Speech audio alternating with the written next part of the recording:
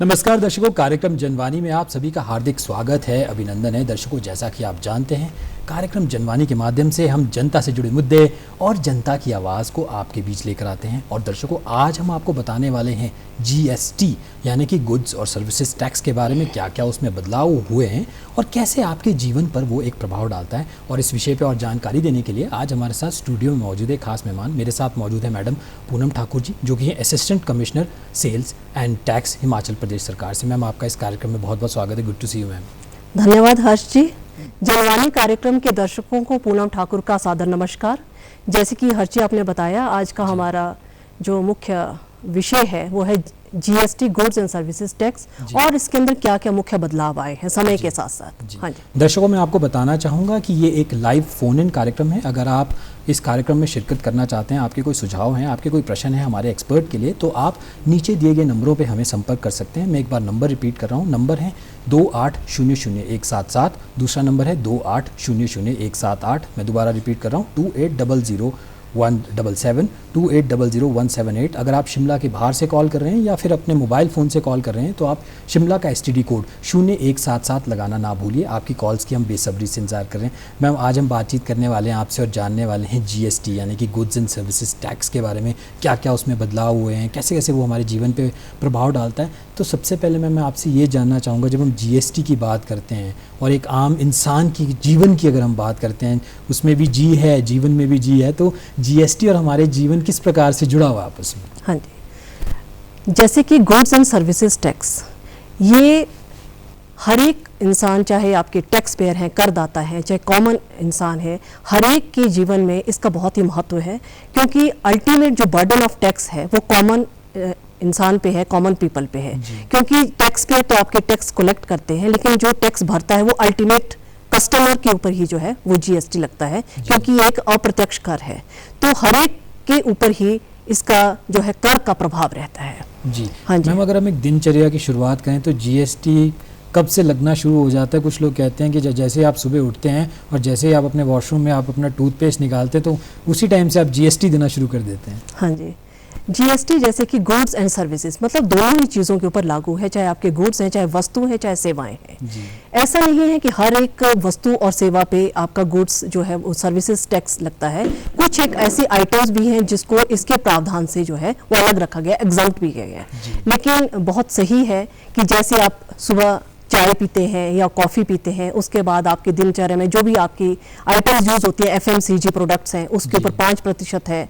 आपका दूध दही है, अगर वो प्री पैक्ड है, उसके ऊपर 5% का GST का आपको कर अदा करना पड़ता है, क्योंकि अप्रत्यक्ष कर है। जैसे आपका प्रत्यक्ष कर है इनकम टैक्स के ऊपर, वैसे ही अप्रत्यक्ष कर जो है वो हर एक इंसान को एक फॉर्म या दूसरी फॉर्म में जो है उसके कर की अदायगी करनी पड़ती है। क्योंकि हम जितने भी प्रोडक्ट्स को, जितनी भी कमोडिटीज़ को हम यूज़ करते हैं, वो कहीं ना कहीं अलग अलग दर के हिसाब से हमारे को GST उसके ऊपर जो है अदायगी करनी पड़ती है। मैम, कुछ लोग ये कहते हैं कि GST हर साल सख्त होता जा रहा है और GST में हर साल कुछ ना कुछ बदलाव हो रहे हैं। तो 2022 की अगर हम बात करें, जनवरी से अगर हम बात करें, तो क्या क्या इसमें कुछ मुख्य बदलाव GST में लाए गए हैं? हाँ जी, बदलाव जैसे कि GST जो है, मैं सबसे पहले तो ये कहना चाहूँगी कि 1 जुलाई 2017 से इसको भारतवर्ष में जैसे लागू किया गया, तो साल दर साल जो है इसके अंदर कुछ परिवर्तन किए गए। उन परिवर्तन को इसलिए भी किया जाता है कि जैसे मान लो हमने उसको सरल करना है या सुगम करना है या कहीं पे उसको रैशनलाइज करना है। तो 1 जनवरी 2022 से भी उसी प्रकार जैसे पिछले सालों में होता रहा, उसी प्रकार से कुछ परिवर्तन जो है अधिनियम में संशोधन करके जो है वो परिवर्तन जो है वो लाए गए हैं। तो वो परिवर्तन विभिन्न प्रकार से हैं। जैसे मान लो आपका इनपुट टैक्स क्रेडिट है, उसको जो है थोड़ा सा भी इन्होंने स्ट्रिक्ट कर दिया गया है। उसको आप तभी इनपुट टैक्स क्रेडिट को उतना ही आप ले सकते हैं जितना कि आपके GSTR 2A या 2B में आपके पास अवेलेबल रहेगा। उसी तरह से जैसे आधार सत्यापन की बात अगर हम करें, तो आपका GST में जो पंजीकरण है वो तो पैन आधारित है, लेकिन उसमें आधार का भी सत्यापन जरूरी है। लेकिन 1 जनवरी 2022 से आधार का जो सत्यापन है वो GST की कैंसिलेशन की अगर आपने एप्लीकेशन फाइल करनी है, या GST अगर आपका कैंसिल हो जाता है उसको रिवोक अगर आपने करवाना है, या आपको रिफंड सरकार के पास जो है उसको अप्लाई करते हैं, तो इन सब जो भी आपकी एप्लीकेशंस जो हैं डिपार्टमेंट विभाग के पास आती हैं तो आपको आधार का सत्यापन करवाना पड़ेगा। ये सब भी जो है मुख्य परिवर्तन 1022 जनवरी से जो है वो लागू किए गए हैं। उसके अलावा भी जैसे कुछ परिवर्तन है कि आप लगातार, ऐसा नहीं है कि आप सिर्फ अपने GST 1 की ही विवरणी को डालते जाओ, 3 भी नहीं डालेंगे तो सिस्टम आपको वहाँ पे ऑटो चेक लगा देगा। ये भी परिवर्तन जो है जनवरी से जो है लागू किए गए। उसके बाद अप्रैल में और परिवर्तन आए और अक्टूबर में भी अभी विभिन्न जो है बदलाव लाए गए हैं। जी, और मैम जब GST की हम बात करते हैं तो क्या सामान्य नागरिक जो आम जन है, क्या वो GST की जो फाइलिंग होती है या GST के बारे में जो भी जानकारी होती है, क्या वो खुद इन सब चीज़ों को कर सकता है या फिर उसे किसी स्पेशलिस्ट इंसान की मदद की ज़रूरत है? अपने आप भी विवरणी को भरा जा सकता है। पंजीकरण के बाद विवरणी भरना बहुत ही अनिवार्य है। जो भी पंजीकरण इसमें ले लेता है GST में, उसको या तो अगर वो 5 करोड़ से ऊपर है तब तो उसको अनिवार्य तौर से हर मासिक जो है उसको विवरणी भरनी पड़ती है। अगर कोई क्यूआरटी स्कीम में है या कंपोजिशन में है उसको त्रैमासिक विवरणी भरनी पड़ती है। तो क्योंकि अगर आप इसके अंदर थोड़ा सा भी अगर आप GST प्रैक्टिशनर के पास जाते हैं या कोई अकाउंटेंट के पास जाते हैं तो वो वस्तुतः वो तो आपसे कुछ ना कुछ चार्ज करेंगे, लेकिन इसको आप अगर अपने लैपटॉप पे सीख लेते हैं तो आप बड़े आराम से जो है इसको भर सकते हैं, या तो फिर आपके सुविधा केंद्र से भी आप इसको भरवा सकते हैं।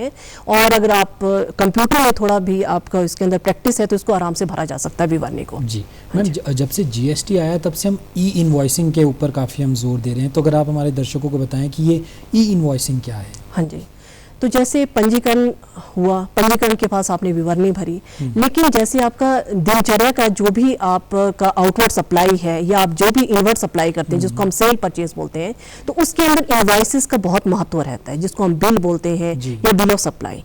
लेकिन सरकार ने 2019 में जो था आपके 35वीं जो GST काउंसिल की एक मीटिंग थी, उसके अंदर यह निर्णय लिया गया कि कुछ एक जो आपके करदाता हैं, जो बड़े टैक्स पेयर्स हैं, उनको आप जो है ई-इनवॉइसिंग के प्रावधान में लेके आए। जिस तरह से आपका ई-वे बिल की डिक्लेरेशन है, इलेक्ट्रॉनिकली आप अपने सप्लायर्स को डिक्लेयर करते हैं, उसी प्रकार से ई-इनवॉइसिंग का मतलब उस इनवॉइस को इलेक्ट्रॉनिकली आप सिस्टम में जो है डिक्लेयर करेंगे।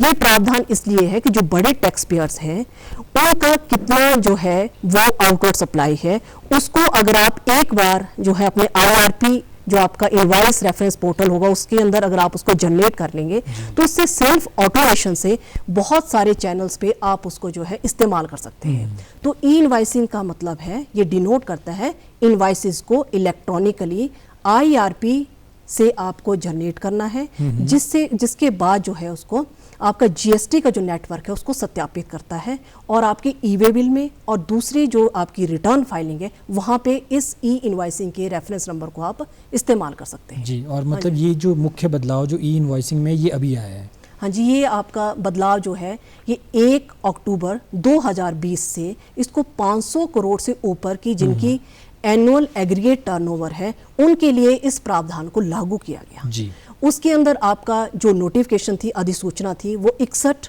और 70/2020 अधिसूचना के तहत जो था इसको लागू किया गया। फिर सरकार ने मध्यम वर्ग के जो टैक्स पेयर थे उसको लागू करने के लिए इसके अंदर आपका 1 जनवरी 2021 से जिनका भी एग्रीगेट टर्नओवर 100 करोड़ से ऊपर था उनके लिए इसको अधिसूचना जारी करके 5/2021 अधिसूचना जारी करके 100 करोड़ से ऊपर के एग्रीगेट टर्नओवर वालों के लिए जो है इसको लागू कर दिया। फिर समय के साथ साथ 1 अप्रैल 2022 से इसको 20 करोड़ से ऊपर की जिनकी एनुअल एग्रीगेट टर्नओवर थी उनके लिए लागू कर दिया।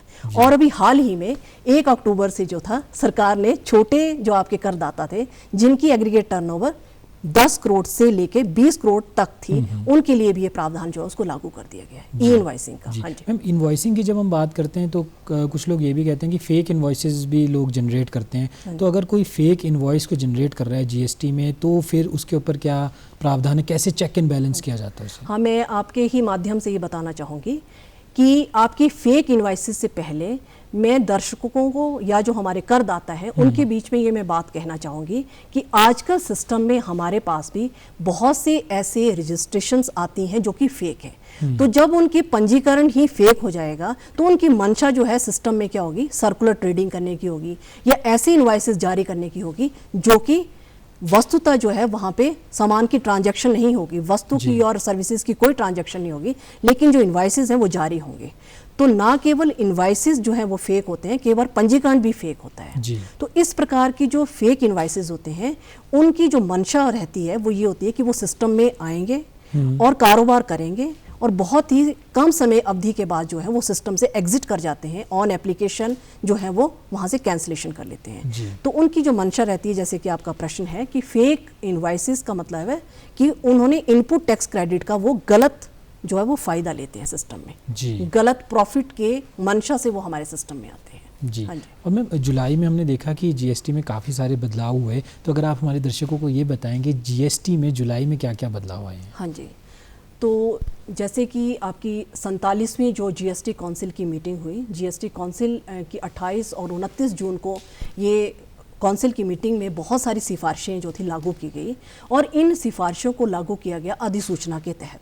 उसके अंदर 9 जो अधिसूचनाएं थी, 3 से लेकर 11/2022 जो है 11 जो है 9 अधिसूचनाएं जो है लागू की गई और ये अधिसूचनाएं जो थी वो 18 जुलाई से प्रभाव में आई। और ये क्यों आई? इसके पीछे था कि जो आपका टैक्स का सिस्टम है, कर की प्रणाली है, उसको रैशनलाइज किया जा सके। उसके अंदर बहुत सारे वस्तु और सेवाओं की जो दर थी उसको कईयों को जो है रैशनलाइज किया गया, कई जगह उसको विड्रॉ किया गया, कई जगह क्लैरिफिकेशंस दी गई, कई जगह रेट्स को जो था उनको हाइक किया गया और कई जगह जीएसटी के रेट्स को जो है वो कट किया गया, लोअर किया गया।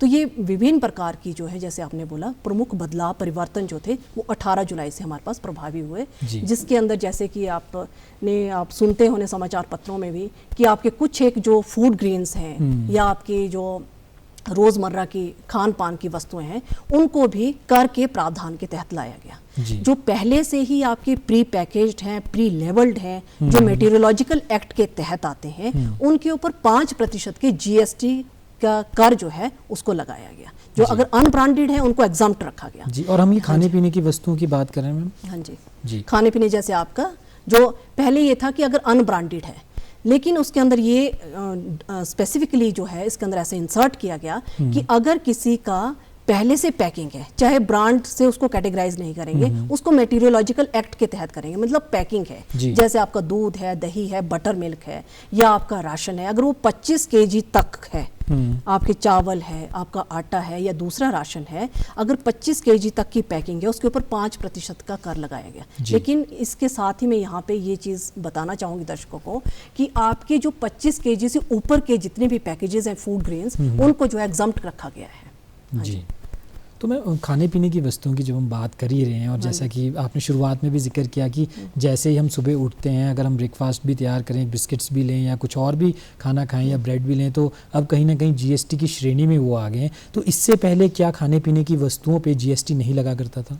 नहीं, वस्तु पे जैसे आपका चाय कॉफ़ी है उसके ऊपर तो शुरू से 5% था, लेकिन अनब्रांडेड पे आज भी जो है वो कर से उसको एग्जम्प्ट रखा गया है। लेकिन क्योंकि इसकी गार्व में बहुत सारी चीज़ें ऐसी हो रही थी कि आपके बाहर से जो बारदाना था वो कच्चे बारदाने में अंदर जो है वो पैकेज्ड और ब्रांडेड कई बार आर्टिकल्स आते थे, उसकी गार्व में इवेजन हो रहा था, बहुत ज़्यादा जो है कर की चोरी हो रही थी। तो ये ऐसा नहीं है कि बहुत ज़्यादा बोझ डाला गया है, इसको रैशनलाइज करने के लिए जो है वो, क्योंकि आप देख रहे हैं कि फूड आइटम्स पे 25% जो आपकी 25 केजी की पैकिंग के ऊपर है उसको अभी भी जो है एग्जम्प्ट कैटेगरी में रखा गया है। उसके पीछे जो मंशा है वो ये है कि जैसे मान लो हमारे भारतवर्ष जो है एक डेवलपिंग इकोनॉमी है, परिवार बड़े हैं, कुछ लोग पॉवर्टी लाइन से नीचे हैं, बड़े परिवार हैं, तो वो बड़ी पैकेज में सामान लेते हैं। तो अभी भी जब हम इंस्पेक्शंस पे जाते हैं तो हम देखते हैं कि गाड़ियों में जो है बड़े पैकेज में सामान आ रहा है, 30 केजी, 26 केजी या 40 केजी या 50 केजी, उसको जो है कर के प्रावधान से बाहर रखा गया है, वो अभी भी एग्जम्प्ट कैटेगरी। जी मैम, आपने एग्जेम्पशन की बात करी, आपने कहा कि कुछ प्रोडक्ट्स को एग्जेम्प्ट भी किया गया है। तो जो अभी जीएसटी की, जैसा आपने जिक्र किया कि जुलाई में मीटिंग भी हुई, उसमें काफ़ी सारे फैसले भी लिए गए होंगे, तो कौन कौन सी ऐसी वस्तुएं अगर आप हमारे दर्शकों को आज बताएं जिन्हें एग्जेम्पशन लिस्ट में या एग्जेम्प्ट कैटेगरी में रखा गया है? एग्जम्प्टेड कैटेगरीज में वही सारी चीज़ें हैं। उसके अलावा जैसे मैंने आपको फूड आइटम्स की मैंने बात कर ली, उसके अलावा जैसे आपके कोई प्रोग्राम है या कोई आपकी ऐसी टैबलेट्स हैं जो ऐसे कैटेगरी में आती है कि जहाँ पे वो पेशेंट्स के लिए बहुत रिक्वायर्ड है, या कोई नेशनल कोई प्रोग्राम है जिसके तहत वो आपके हेल्थ से रिलेटेड हैं, कोई ऐसे प्रोडक्ट्स हैं, तो उनके अंदर भी वो रेट ऑफ टैक्स को उनको कम किया गया है। उसके अलावा जो है आपके फूड आइटम्स की तो हम लगातार बात कर ही रहे जी। हैं, उसके अलावा भी ऐसे कुछ एक आइटम्स है जहाँ पे इनको जो है 5 से नील पे भी किया गया है। लेकिन जहाँ पे हाइक हुई है प्रोडक्ट्स की, वो जैसे आपके सेमी स्टोन्स हैं या आपके कट डायमंड्स वगैरह है, वहाँ पे 0.25% से उसको 1.5% पे हाइक किया गया है। अदरवाइज बहुत सारी आइटम्स ऐसी हैं जहाँ पे उसको 12 से 5 पे किया गया है या 5 से 0% पे भी लाया गया जी। है। हाँ मैम, जैसा कि आपने कहा कि कुछ आइटम्स को बिल्कुल नील कर दिया गया, उस पर जीएसटी बिल्कुल ही हटा दिया गया, तो उसका कोई स्पेसिफिक कारण भी था कि गवर्नमेंट ये चाह रही थी कि इस पे जीएसटी हटाया जाए? ज़्यादातर तो वस्तुएं वही हैं जो जैसे हेल्थ से रिलेटेड हैं।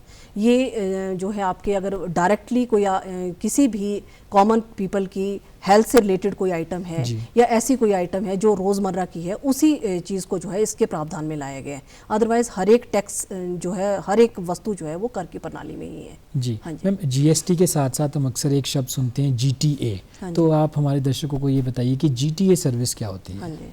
जैसे आपके जितने भी ट्रांसपोर्टर्स हैं जो वो सर्विसेज देते हैं गुड्स कैरेज के लिए, कोई भी सर्विसेज जो गुड्स ट्रांसपोर्ट एजेंसी प्रोवाइड करती है, उस सर्विसेज को हम जीटीए बोलते हैं। तो ये जो जीटीए वाले होते हैं, इनको एक तो पंजीकरण लेना अनिवार्य नहीं होता है, इनका ये जो टैक्स की अदायगी है ये रिवर्स चार्ज मैकेनिज्म भी करते हैं। जैसे आप शिमला की बात करें तो यहाँ पे शिमला गुड्स और ट्रांसपोर्ट एजेंसी है, कोई और भी आपकी एजेंसीज हैं, तो इनका जो कर की अदायगी है वो 2 प्रावधान है उसकी। या तो वो आरसीएम में कर सकते हैं, जैसे रिसिपिएंट उनके बिहाफ पे जो है जीटीए के केस में रिसिपिएंट जो है वो रिवर्स चार्ज मैकेनिज्म में कर की अदायगी करता है। लेकिन इसको जो है अभी 18 जुलाई से इसके अंदर भी जो है वो चेंजेस लाए हैं, परिवर्तन लाए गए हैं।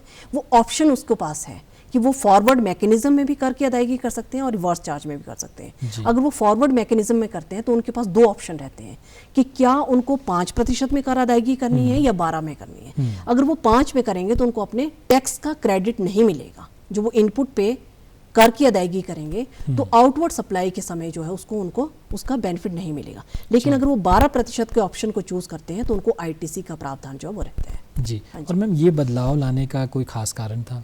ये बदलाव जैसे कि विभिन्न प्रकार से, जैसे मतलब समय के साथ साथ ये डिमांड रहती है, या जैसे अलग अलग क्षेत्रों से आपकी डिमांड आती रहती है। कई बार आपके टूर एंड ट्रैवल वालों से आती है, कई बार होटल वालों से आती है। तो जैसे जीटीए में भी ये था कि हमें भी रिवर्स चार्ज मैकेनिज्म में ना रख के हमें भी फॉरवर्ड मैकेनिज्म में रखा जाए। हम भी कई बार कर देने के लिए तैयार हैं, क्योंकि जहाँ पे भी आईटीसी कहाँ पे एक्रिव होगा, अगर सेम ही आपकी बिजनेस चेन है, अगर सेम ही बिजनेस चेन है तो वहाँ पे आपको इनपुट टैक्स क्रेडिट का फायदा नहीं मिलेगा अगर आप इस प्रावधान में परिवर्तन नहीं लाते तो। जी। हाँ जी। जी मैम, एक लोगों की सबसे बड़ी जो समस्या रहती है वो ये रहती है कि जब भी आप किसी हॉस्पिटल में जाते हैं, कोई भी अपना इलाज कराने जाते हैं, आप हॉस्पिटल का रूम लेते हैं या फिर कहीं कोई सर्जरी के लिए आपको कोई ऐसी इक्विपमेंट, आपको चाहे आपको नी रिप्लेसमेंट करनी है या बैक में कुछ आपको रिप्लेसमेंट करनी है, तो उसके ऊपर जीएसटी लगता है, नहीं लगता है, क्या उसमें बदलाव है? आज आप प्लीज़ आप हमारे दर्शकों को समझाएं। हाँ जी। जहाँ तक आपकी हेल्थ सर्विसेज की बात है तो हेल्थ सर्विसेज जो है वो पूरी तरह से एग्जाम्प्ट है, जो कि सरकारी तंत्र से आपको, जो आपके गवर्नमेंट हॉस्पिटल्स हैं, जो गवर्नमेंट हॉस्पिटल से आपको हेल्थ सर्विसेज का आपको फ़ायदा मिलता है। या मैं स्कूल की भी यहाँ बात ऐड करना चाहूँगी, जो गवर्नमेंट स्कूल से आपको एजुकेशन सर्विसेज है, दोनों ही सर्विसेज टोटली एग्जाम्प्ट कैटेगरी में है। लेकिन अगर आपके मान लो जैसे आपके हॉस्पिटल में जो इक्विपमेंट्स यूज़ होते हैं, मान लो आपके ऑपरेशन के लिए यूज़ होते हैं, उसमें भी कोई आपके जैसे ऑस्टोमी टाइप इक्विपमेंट्स है या ऑर्थोपेडिक्स से रिलेटेड जो आपके इक्विपमेंट्स है, वहाँ पे कर को जो है वो उसको रिड्यूस किया गया, उसके टैरिफ को, जीएसटी टैरिफ को 12 से 5% पे लाया गया। जहां तक हम बात करेंगे हॉस्पिटल में रूम्स की, तो अगर मान लो आप आईसीयू के रूम्स को वहां से एक्सक्लूड कर देते हैं, कोई भी ऐसा कमरा जो पर पेशेंट पर डे अगर किसी भी रूम का चार्ज 5,000 से ऊपर अगर आपका टैरिफ लगता है किसी हॉस्पिटल रूम में, तो वहां पे आपको 5% के कर की अदायगी होगी। अदरवाइज हॉस्पिटल की और जो सेवाएं हैं वहां पे आपको जो है वो एग्जाम्प्ट कैटेगरीज है। जी। तो मैम, ये जो 5% की हम बात कर रहे हैं, ये रिड्यूस किया गया है या फिर ये इंक्रीज किया गया है? ये पहले नील में था, पहले इस पे कुछ भी कर नहीं था हॉस्पिटल के रूम्स पे, लेकिन अब 18 जुलाई के बाद जैसे हम बात करें तो ये 5% का प्रावधान जो है 18 जुलाई से लागू हुआ है। पहले नील में था। जी। और अगर कोई सरकारी अस्पताल में भी कोई इस प्रकार का कमरा लेता है, प्राइवेट रूम लेता है, तो क्या उस पे भी जीएसटी आपको? जो प्राइवेट वार्ड्स हैं, आईसीयू की मैंने जैसे बात की, उन रूम्स को एक्सक्लूड करके पर डे पर पेशेंट अगर किसी से भी एक हॉस्पिटल के रूम का चार्ज 5,000 से ऊपर रहेगा, वहाँ पे आपको जो है वो GST will come into existence. जी मैम, होटल इंडस्ट्री एक ऐसी है, अगर हम हिमाचल की बात करें, हम शिमला की बात करें, तो होटल इंडस्ट्री यहाँ की सबसे बड़ी इंडस्ट्री होगी, क्योंकि टूरिज़्म डेस्टिनेशन कहा जाता है हिमाचल को। लोग विदेशों से और पूरे भारत से लोग घूमने आते हैं हिमाचल में। तो सबसे बड़ा जो मुद्दा है होटल वालों का वो ये है कि होटल इंडस्ट्री में GST में क्या बदलाव लाया गया है? हाँ जी, होटल इंडस्ट्रीज़ की अगर हम बात करें तो इसमें बहुत सारे परिवर्तन हुए हैं जब से GST आया है जी। लेकिन अगर प्रेजेंट हम की बात करें तो उसके ऊपर मैं प्रकाश डालना चाहूँगी। पहले आपका जो था 1,000 से नीचे के जितने भी रूम्स थे उसके ऊपर कोई भी GST नहीं लगता था, लेकिन 28-29 जून के बाद जब ये GST की 47वीं आपकी GST काउंसिल की मीटिंग हुई, उसके अंदर ये सिफारिश की गई कि 1,000 के नीचे से भी जितने भी रूम्स हैं, अगर वो होटल पहले से ही 20 लाख के टर्नओवर को थ्रेशोल्ड को एक्सीड करता है और उस होटल में कोई भी कमरा 1,000 से नीचे भी है तो भी उसके ऊपर 12% के GST के दर का प्रावधान जो है वो लागू किया गया है। जी। पहले 1,000 से नीचे के कमरों पे कोई GST नहीं लगता था। तो अब 2 प्रकार के GST रेट हैं होटल्स पे, 1,000 से लेके और 1,000 से नीचे भी 7499 तक जो है आपका 12% की दर रहेगी, और 7500 और इसके ऊपर के जितने भी आपके कमरे होंगे होटल के उसके ऊपर 18% का जो है कर की अदायगी आपको करनी पड़ेगी। तो 12 और 18% 2 दर है होटल के रूम्स की, और 1,000 से नीचे के रूम्स भी जो है इसके कर के प्रावधान में 18 जुलाई से लाए गए हैं। जी मैम, होटल इंडस्ट्री की जब हम बात करते हैं, अगर हम हिमाचल की बात करें तो हिमाचल में होटल इंडस्ट्री के साथ लोग होम स्टेज भी चलाते हैं, BNBs भी चलाते हैं, और इस प्रकार की काफ़ी सारी एक्टिविटीज़ करते हैं जहाँ पे आप टूरिस्ट को इनवाइट करते हैं। तो क्या वो लोग भी GST की श्रेणी में आते हैं? हाँ जी, जो BNB की बात है, ये BNB जो है सेंट्रल गवर्नमेंट की स्कीम है, और आपके जो होम स्टेज हैं ये हमारे सारी स्टेट्स की जो है स्कीम है। लेकिन कर के प्रावधान में लाने के लिए GST में जहाँ तक हम बात करें तो GST किस पे लागू होता है? वस्तु पे और सेवा पे। अब होटल इंडस्ट्री क्या आपको दे रही है? सेवाएं दे रही है, hotel services in the form of rooms and accommodation. तो जब भी ये सर्विसेज जिस भी करदाता ने होटल की सर्विसेज में अपना पंजीकरण कराया है, उसके एक पैन के ऊपर जितना भी अगर उसकी टर्नओवर 20 लाख से ऊपर उसकी टर्नओवर जो है वो एक्सीड कर जाएगी, तो चाहे वो होम स्टे चला रहा है चाहे BNB चला रहा है, उसको GST में पंजीकरण लेना पड़ेगा। और अगर GST में पंजीकरण ले लिया तो वो अगर अपने रूम्स को हायर रेट ऑफ टैक्स पे, हायर टैरिफ पे अगर वो चढ़ाते हैं, कई बार आपने देखा होगा कि आपके विकास नगर में या दूसरी जगह पे जहाँ पे हमारे अभी महेंद्र सिंह धोनी जी ठहरे थे, एक जो आपका होम स्टे था, तो उसका तो रूम का टैरिफ जो था आपका 10,000 से ऊपर था, तो वो तो 7500 से आपका वैसे एक्सीड कर गया, तो वहाँ पे क्या रहेगा आपका 18% रहेगा। तो चाहे इस प्रकार की होम स्टेज ही क्यों ना हो, एक बार अगर होम स्टे रजिस्टर हो गया, थ्रेश होल्ड उसने क्रॉस कर ली, और अगर 7500 से ऊपर उन्होंने अपना कमरे को रेंट आउट कर दिया तो 18% लगेगा। 7500 से नीचे उनके कमरे हैं और वो ऑलरेडी रजिस्टर्ड है तो उनको 12% की दर से जो है वो कर अदायगी करनी पड़ेगी। उसी तरह से BNB का भी है, लेकिन ये 6 कमरे का दिखाते हैं BNB की जो आपकी स्कीम है या आपकी होम स्टे की स्कीम है। तो मैं यहाँ पे आपके माध्यम से दर्शकों को ये कहना चाहूँगी कि आपके नियर विसिनिटी में जहाँ पे भी कहीं पे भी होम स्टेज हैं, BNB हैं, अनरजिस्टर्ड हैं, और आपको लगता है कि उनकी इस प्रकार की वो सर्विसेज दे रहे हैं कि वो थ्रेशोल्ड को एक्सीड कर रहे हैं, उनकी एनुअल एग्रीगेट टर्नओवर जो है वो 20 लाख से एक्सीड कर रही है, तो आप हमारे ध्यान में बात ला सकते हैं, ताकि हम उनको, आप भी इसके अंदर भागीदारी आपकी सुनिश्चित हो सकती है कि आप उनको कर के नेट में लेके आ रहे हैं ताकि वो भी कर की अदायगी कर सकें। जी, और कर की अदायगी अगर कोई इंसान करता है तो कहीं ना कहीं वो देश के लिए ही आगे कार्य करता है। अगर हम अच्छी सड़कों की बात करते हैं, अच्छी सेवाओं की बात करते हैं, तो कहीं ना कहीं जब आप टैक्स देंगे, GST देंगे, तो तभी आप एक हकदार भी बनते हैं सेवाओं के लिए। मैम, अक्टूबर में काफ़ी सारे चेंजेस लाए गए हैं GST में भी, लास्ट मंथ ही, तो संक्षेप में मैं जानना चाहूँगा क्या चेंजेस उसमें लाए हैं? हाँ जी, जैसे कि मैंने सबसे पहले आपको बताया कि ई-इनवॉइसिंग की लिमिट भी जो है वो पहले जो थी 20 करोड़ तक थी, अब 10 करोड़ से लेके 20 करोड़ तक वालों को भी ई-इनवॉइसिंग के प्रावधान में लाया गया। दूसरा, ITC की अगर हम बात करें तो इसको और ज़्यादा स्ट्रिक्ट किया गया कि अगर आपका सप्लायर वो ईमानदारी से अपना टैक्स पे नहीं कर रहा है तो कहीं ना कहीं रिसिपिएंट के ऊपर भी जो ITC को लेने की रिस्ट्रिक्शन रहेगी। दूसरी बात जो करदाताओं के फायदे की है वो मैं यहाँ बताना चाहूँगी कि पहले वो किसी भी फाइनेंशियल ईयर के तहत जो उनके इनवाइसेस और डेबिट नोट से रिलेटेड जितना भी उनका ITC होता था उसको वो सितंबर की रिटर्न फाइलिंग जो होती है 20 अक्टूबर तक उसका फायदा ले सकते हैं, लेकिन जी। इस साल से वो 30 नवंबर तक उसकी तिथि बढ़ा दी गई है। जी। तो 21-22 फाइनेंशियल ईयर के भी जितने भी आपके इनवॉइसेस हैं और डेबिट नोट हैं उसके आईटीसी को आप 30 नवंबर तक जो है वो ले सकते हैं। जी। हाँ जी। मैम इसके साथ साथ और भी है, जैसे आप ये भी जो मैं करदाता है उनको ये मैं बताना चाहूँगी कि आप ये भी सुनिश्चित करें कि जो आपके सप्लायर्स हैं, वेंडर्स हैं, वो ईमानदार हों, वो अपने कर की अदायगी प्रॉपर कर रहे हैं, ताकि आपका भी आईटीसी जो है उसको रिस्ट्रिक्ट ना हो जाए, कहीं वो रिवर्सल ना हो जाए आपकी। बिल्कुल हाँ बिल्कुल। अब मैम जीएसटी कंप्लायंस पे मैं संक्षेप में जानना चाहूँगा कि जीएसटी में जो चेंजेस हुए हैं, ये जो कंप्लायंस हैं ये कितना ज़रूरी है? कंप्लायंस बहुत ही महत्वपूर्ण आपका प्रश्न है। जी। कंप्लायंस जहाँ तक जैसे ही आप पंजीकरण ले ले रहे हैं, सबसे पहले तो अगर कोई भी इसमें आ रहा है, उसकी वो थ्रेशोल्ड को एक्सीड कर रहा है, वो एक तो पंजीकरण कराए।